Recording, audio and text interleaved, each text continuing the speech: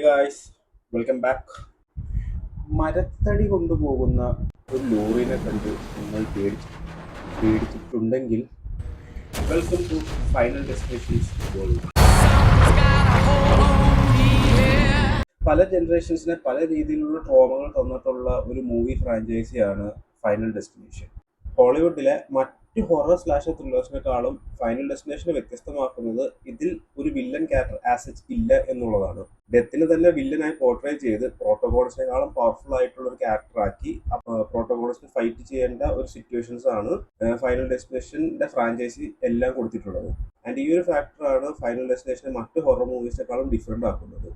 2000-ൽ final destination വെച്ച് തുടങ്ങിയ പടം 2011-ൽ ഫൈനൽ ഡെസ്റ്റിനേഷൻ 5 വെച്ചാണ് അവസാനിക്കുന്നത്. അതിനുശേഷം ഈ 14 ഇയേഴ്സ് ബ്രേക്കിന് ശേഷമാണ് പുതിയ ഫൈനൽ ഡെസ്റ്റിനേഷൻ ബ്ലഡ് ലൈൻസ് എന്ന് പറയുന്ന ഒരു ന്യൂ പാർട്ട് ഈ ഫ്രാഞ്ചൈസിലോട്ട് വരുന്നത്. ബ്ലഡ് ലൈൻസിനെ കുറിച്ച് എനിക്ക് തോന്നിയ ഒരു മെയിൻ കാര്യം എന്ന് പറഞ്ഞു കഴിഞ്ഞാൽ ഫൈനൽ ഡെസ്റ്റിനേഷന്റെ സ്ഥിരം ഒരു ടെംപ്ലേറ്റ് ഫോളോ ചെയ്യുന്നുണ്ടെങ്കിലും ഇതിലൊരു കുറച്ചുകൂടി ഫ്രഷർ അപ്രോച്ച് അവർ യൂസ് ചെയ്തിട്ടുണ്ട്. പിന്നെ പഴയ ഫൈനൽ ഡെസ്റ്റിനേഷൻ പോലെയല്ല, പുതിയ ഫൈനൽ ഡെസ്റ്റിനേഷൻ കുറച്ചുകൂടി ഒരു മോഡേൺ സെറ്റിംഗിലാണ് നടക്കുന്നത്. ഓൾസോ ഡെത്തിന്റെ അകത്തൊരു സ്മോൾ ഗ്രൂപ്പ് ഓഫ് ആളുകളെയാണ് ശരിക്കും ഹണ്ട് ചെയ്യുന്നത്.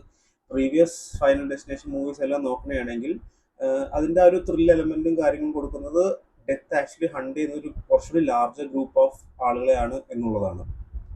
ഉള്ളത് പറഞ്ഞാൽ ഫൈനൽ ഡെസ്റ്റിനേഷൻ ആ ഇന്റർവെല്ലും കൂടി ഇല്ലായിരുന്നെങ്കിൽ പെട്ടെന്ന് തീർന്നു പോയേനെ. കാരണം പടം ഓൾമോസ്റ്റ് ഒരു 2 hours ഉള്ളൂ. ഒരു 1 hour 50 minutes എന്തോണ് പടത്തിന്റെ ഡ്യൂറേഷൻ. പിന്നെ ഫൈനൽ ഡെസ്റ്റിനേഷൻ വെറൈറ്റി ആക്കുന്നത് അതിന്റെ ക്രിയേറ്റീവ് കിൽസ് ആണ്. ആ കിൽസും ഈ പടത്തിനകത്ത് വളരെ കുറവായിട്ടാണ് എനിക്ക് തോന്നിയത്.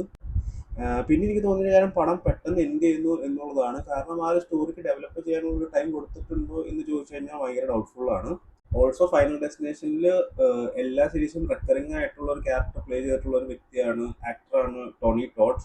ടോണി ടോഡ് എല്ലാ സീരീസിലും ഒരു മിസ്റ്റീരിയസ് ആയിട്ടുള്ള മോർട്ടീഷ്യന്റെ റോളാണ് പ്ലേ ചെയ്തിട്ടുള്ളത്.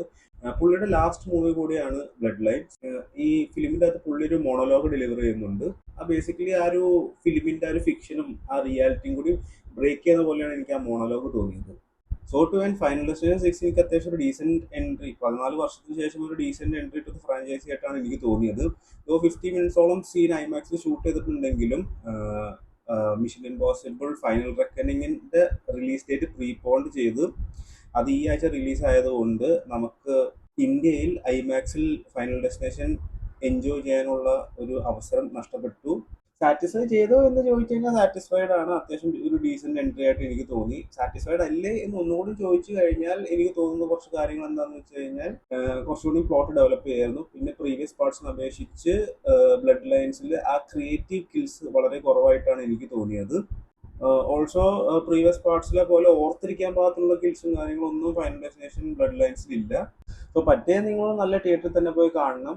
ഞങ്ങൾ കണ്ടത് PVRന്റെ PXL സ്ക്രീനിലാണ്. അത്യാവശ്യം ഡീസെന്റ് ആയിരുന്നു ടെക്നിക്കലി, അതുകൊണ്ട് പടം ഡീസെന്റ് ആയിട്ട് എൻജോയ് ചെയ്തു. So that's final destination blood lines for you.